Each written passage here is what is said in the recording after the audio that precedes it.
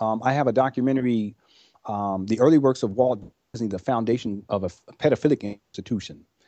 What you will find interesting, because what Disney has done is throughout the decades, they take a main figure, okay, and it's a persona. So it is maybe a little girl, and they may train her to sing well, or sing kind of well, and then they train her to dance. A person who comes to mind is Britney Spears. You familiar with Britney Spears? Yeah, even what's her name, Miley Cyrus as well would be.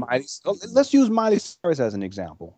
I mean, and you can. There's a whole history. There's other ones too. Christina Aguilera, even Justin Timberlake, another person that comes through Disney. But what Disney tends to do is it takes a child star. They will really take a child and then turn the child into a star. It's really just manufacturing an identity because it's not really true. It's just you have access to people through media, and you have extensive access to people through media, so you can make things relevant to people through that media. In other words, you can put enough of a singer on the radio or on the television or in the movies, and even though they may not necessarily be talented, but people begin to think that they are because they're all over the place. And then what happens oftentimes is young people, in particular young girls, they begin to externalize their identity onto Miley Cyrus or onto Christina Aguilera or to Britney Spears, what have you.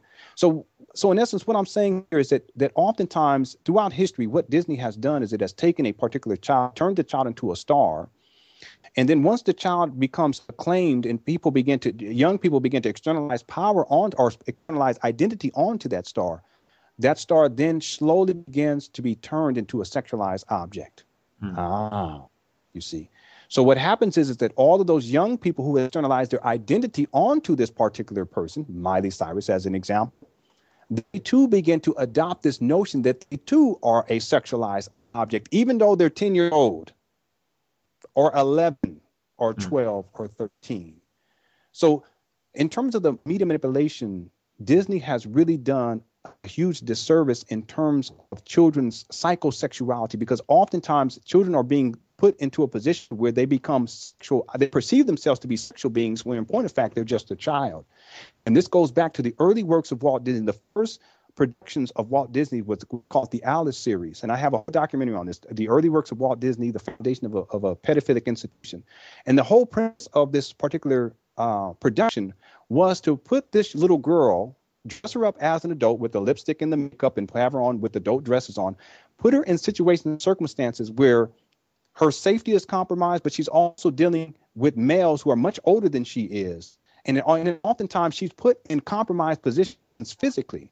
And in other words, it's pedophilic. It's designed to make people think that the child is an adult. And because the child is an adult, we can now accept her as a sexual being. See, that's where we get to pedophilia, because the premise of pedophilia is that the pedophile perceives the child as a sexual being, even though the child is asexual at that time. Children are asexual. There's a maturation process that takes place they call it puberty here in the United States. And then you may become a sexual being, but not when you're 10, not when you're 9, 8, 7, 6, 5, but the pedophile will perceive a child as a sexual being. And what Disney has done to a great degree is it has portrayed young girls in particular at first as a girl, but then slowly transform and morph her into a sexualized object like Miley Cyrus. And what happens is the masses of young girls who follow Miley Cyrus, they get set on that same path. What's taking place? The young girls are being sexualized at a very early age. That's a pedophilic agenda.